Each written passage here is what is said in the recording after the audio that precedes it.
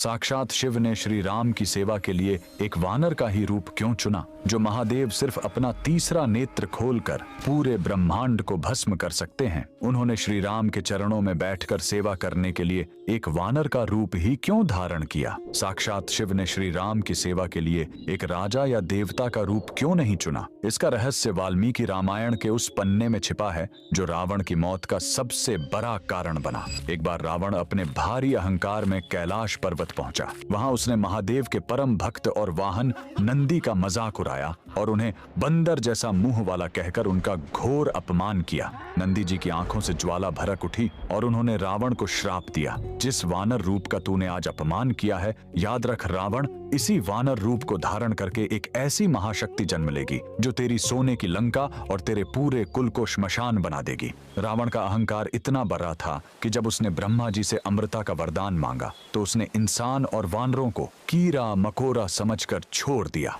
इसी अहंकार को तोड़ने के लिए साक्षात भगवान विष्णु को श्री राम के रूप में मनुष्य अवतार लेना पड़ा। और शिव पुराण के अनुसार जब महादेव ने देखा कि उनके आराध्य प्रभु पृथ्वी पर जा रहे हैं तो वे खुद को उनकी सेवा करने से रोक नहीं पाए। लेकिन महादेव ने वानर रूप ही क्यों चुना? क्योंकि दूसरी तरफ प्रकृति अपना खेल रच रही थी। माता अंजनी अपनी श्राप से मुक्ति के लिए अंजनाद्री पर्वत पर 12 साल से शिव की कठोर तपस्या कर रही थीं। पूर्व जन्म में वे स्वर्ग की एक अप्सरा पुंजिक स्थला थीं, जिन्हें एक आर्षि के श्राप के कारण वानरी का रूप मिला था। इस श्राप का तौर केवल तभी संभव था जब स्वयं महादेव का अंश उनके गर्भ से जन्म ले। विधि का विधान देखिए, नंदी का श्राप, रावण का अहंकार और माता अंजनी की तपस्या, इन तीनों को पूर्ण करने के लिए ही महादेव ने अपने 11वें रुद्र अंश को वानर रूप में प्रकट किया। अगर शिव राजा बनते तो राजमहल और अहंकार आर्य आता, लेकिन एक वानर पूरी तरह स्वतंत्र होता है जो बिना अहंकार के दास से भक्ति कर सकता है।